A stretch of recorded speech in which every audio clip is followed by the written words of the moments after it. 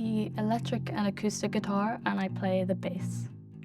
My biggest influences, like instrumental-wise, is Mikey Way from My Chemical Romance and Pete Wentz from Fall Out Boy. My memory's not great, I'll be honest, but I just remember like there was always music in our house between like my sisters and my brother and my mom. Like everyone would constantly be listening to music. Like no matter what situation you're in, you can always like listen to music. Obviously, if you're like trying to have a conversation with someone or like somewhere where you're not supposed to listen to music, understandable. But like just throughout life, it's just like it just kind of helps you feel emotions. Like sometimes you don't really know how to, like something might happen and you're not really too sure how you should process it. And then you just kind of listen to music and you can clear your head and like think about things without like going like insane. I think it's one of our kind of recent gigs. I think it was like a month ago or something. But we were playing one of our songs. It's quite heavy and fast. But we were all very stressed and we were kind of like, because like I think it was like the biggest kind of gig we played. So it was like, oh, are people gonna like us or whatever? And then we're all like focused on what we're doing. Then you look up and there's just a mosh pit like right in front of you. So it's like people like us so much that they're like willing to like mosh to us, which is like really cool. Because you don't like, mosh pits don't open up for like shit music. You see, I want to continue on and like get bigger and like have a bigger influence over people. So I'd like for someone to look up to me the way I look up to like Mikey Way or something. But I'd also like it so like in years down the line having like a, like I don't want the band to like split up, but like if we did for some reason, because like we're getting old or whatever, I'd like us to have like an ABBA comeback or something like that. Well, not obviously ABBA, but like us. So just like one of those big comebacks where people are like, oh my God, they're like back again. Like that'd be so cool. I think my earliest memory of music is the old kind of like CDs and stuff my dad had. My family is kind of very music orientated, and my dad always, he built like a collection of like CDs and stuff that he loved, so kind of listened to them and like, I don't know, I'd say driving somewhere he'd be playing something, and then, you know, eventually they'd be the songs that you'd hold closest to your heart, you know. I did piano for a little while. Guitar, I could never really get the hang of because, you know, my fingers hurt all the time and it was just tedious, you know, but I tried to every now and then. And then drums, I'd say, was my main instrument. I did that for a good few years, and I'd say that is kind of what got me into the kind of music I'm making now. I feel like it depends on what music I'm in, or sorry, what mood I'm in already.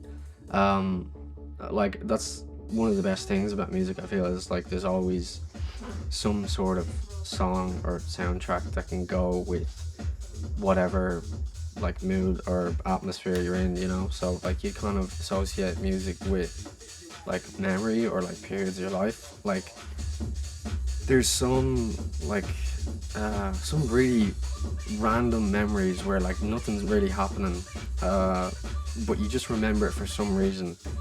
And a lot of those times there'd be like a certain song playing or a certain song you'd associate with that time, or like even a certain period in your life.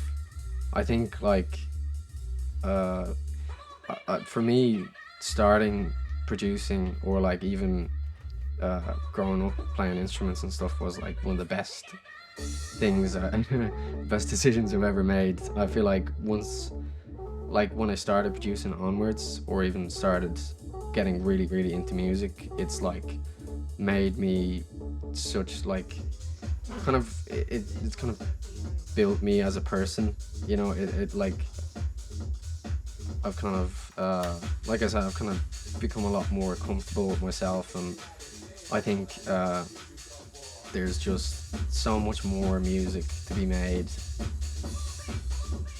I think my earliest memory is like dancing in the kitchen with my mum, dad and brother to, you know, that song Take Me Out by Franz Ferdinand. Yeah. I was never really like into playing music until I was like 14, and I just randomly thought, I'm gonna get a guitar. But that's my first memory. We used to have this like CD player that you just pulled down the handle, and, you know, back before speakers were a thing. God, I'm so old. But yeah, I just remember them like picking me up and us all dancing around to that song. So it's got a little bit of nostalgia to it, that song. you know? Like I wasn't interested in it. It was so random. I just decided at 14 to buy my first guitar. If I'm gonna be honest, I probably just thought it would look cool. I bought a white Stratocaster guitar and I was like, oh, I'm gonna look sick. I don't know, I just was drawn to it. Like when I started going through the teenage adolescence years, it was the only thing that like really felt like I had an outlet with, you know. My biggest influence, anyone who knows me will be sick of me talking about her, but this musician called Orla Gartland, she's an Irish musician, and I've been listening to her since I was about 14 or 15, and ever since I saw her like play on stage, she's just so magic to watch, and her music just really speaks to me as well. Like her lyrics, her melodies, her instrumentation is just like exactly what I've always wanted to be. And as well as that, my first gig that I played in March with my band playing my own music, it was like the craziest experience to get up there and just be yourself on stage. And like it's a crazy experience because I've been playing music with people since I started college and a bit before that as well, but like it's so different to get up there and just like, you know, word vomit essentially, like just, and seeing people like react to it. It's just the weirdest feeling ever, but probably my favorite because it was just like, felt like the beginning, you know. I really just couldn't see myself doing anything else. When people are like, what would you do if you didn't do music? I'm like, I don't know. I don't think I could really do anything else because it just feels like it's just an extra limb. In the next year, it would be a dream to release something, you know.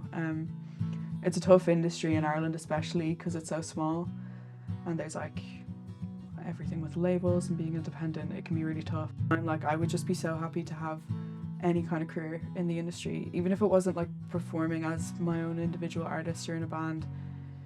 I would just do anything, like writing for people, being a session musician, like just to be involved in any way and to be able to make a living from it would be a good benefit.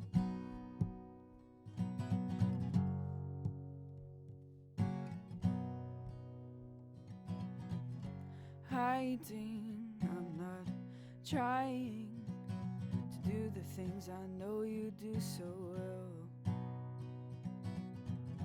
Riding immortal tidings, stuck in a circle and she's stuck in her shell. Stuck in a circle and she's stuck in her shell.